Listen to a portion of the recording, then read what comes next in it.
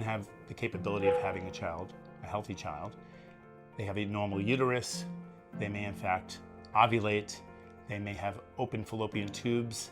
They may have every ability to have a child, but not have an adequate number of good quality eggs.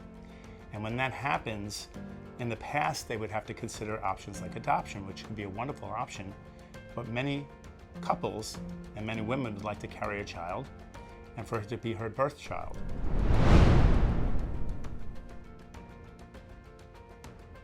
If a woman or a couple come to the office and it turns out from their evaluation that they require egg donation, then the first thing I do is explain the process to them.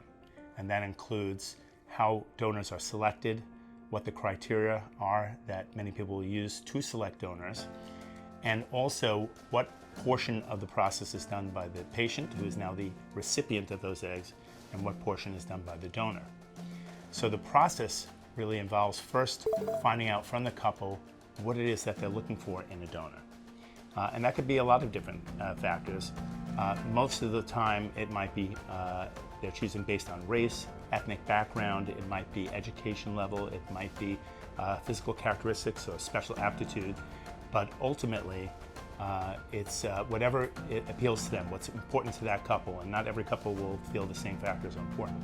So once the couple or the patient meets with what's called our third-party team, which is a team of nurses and nurse practitioners dedicated to helping them go through the egg donation process, and they have selected a donor, and that donor can be either somebody who is a person that they know, somebody from their family perhaps, or it could be an anonymous donor. And anonymous donors can come from a bank, a donor egg bank, or they can be donors that we help them select as fresh donors. Either way, it's an anonymous process when they're choosing somebody that they don't know, obviously. And what happens basically is that the donor is given medications to undergo the in vitro fertilization stimulation process. So they're using medications that stimulate the ovaries to produce more follicles. The follicles are what hold the eggs. And then we'll go ahead and retrieve the eggs from the donor. And then those eggs will be available to be fertilized by the partner of the patient, of the recipient, or with donor sperm in the cases of single women. And then embryos are created, and the embryos are then transferred into the recipient, and will only transfer one embryo at a time.